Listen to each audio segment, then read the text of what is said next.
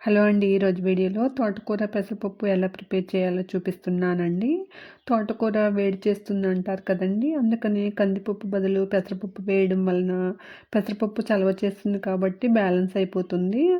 ఈ కర్రీ 10 నిమిషాల్లో రెడీ అయిపోతుందండి.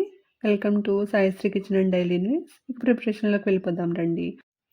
ఒక టీ గ్లాస్ అంటే 100 గ్రామ్స్ పెసరపప్పును కుక్కర్లో వేసి వాటర్ వేసుకుని శుభ్రంగా 2-3 సార్లు కడిగి తీసుకోవాలి. దీనిలో 4 పచ్చిమిర్చిని శుభ్రంగా కడిగి సగానికి విరిచి వేయాలి. అలానే 2 మీడియం సైజు టమాటాలను శుభ్రంగా కడిగి ముక్కలుగా చేసి వేసుకోవాలి. కొద్దిగా చింతపండును కూడా వేసుకోవాలి. టమాటాలు వేస్తున్నాం కాబట్టి కొద్దిగా తీసుకుంటే సరిపోతుందండి చింతపండు అనేది. దీనిలో శుభ్రంగా కడిగి పెట్టుకున్న 2 కప్పుల తోటకూరను తరిగి వేసుకోవాలి. దీనిలో కొంచెం కరివేపాకు, కొంచెం కొత్తిమీరను కూడా వేసుకోవాలి. పప్పు ఉడికేటప్పుడు కరివేపాకు, కొత్తిమీర వేసుకుంటే పప్పు చాలా టేస్టీగా ఉంటుందండి. దీనిలో 4 టీ గ్లాసులు అంటే 400 ml వాటర్‌ని వేసి కలుపుకొని కుక్కర్ మూత పెట్టి 3 విజిల్స్ వచ్చే వరకు ఉడికించాలి.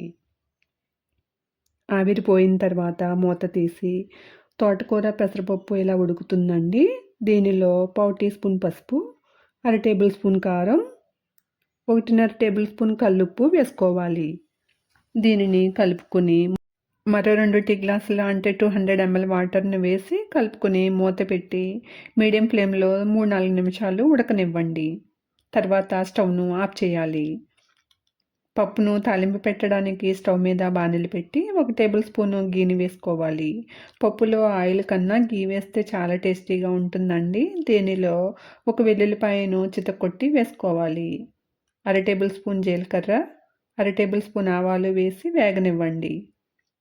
ఇవి ఇలా వేగిన తర్వాత 3 ఎండుమిరపకాయలను ముక్కలుగా చేసి వేసుకోవాలి. 3 రెమ్మల కరివేపాకును కూడా వేసుకోవాలి. పావు టీ స్పూన్ ఇంగువను కూడా వేసి సిమ్ ఫ్లేమ్లో వేయించాలి. పోపు వేగిన తర్వాత ఉడికించి పెట్టుకున్న తోటకూర పప్పును వేసి కలుపుకోవాలి. దీన్ని బౌల్లోకి తీసుకోవాలి.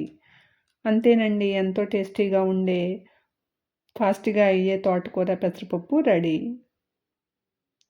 ఇలాంటి మరిన్ని వీడియోస్ కోసం నా ఛానల్ని సబ్స్క్రైబ్ చేయడం మర్చిపోకండి. వీడియో నచ్చినట్టయితే లైక్ చేయండి, షేర్ చేయండి.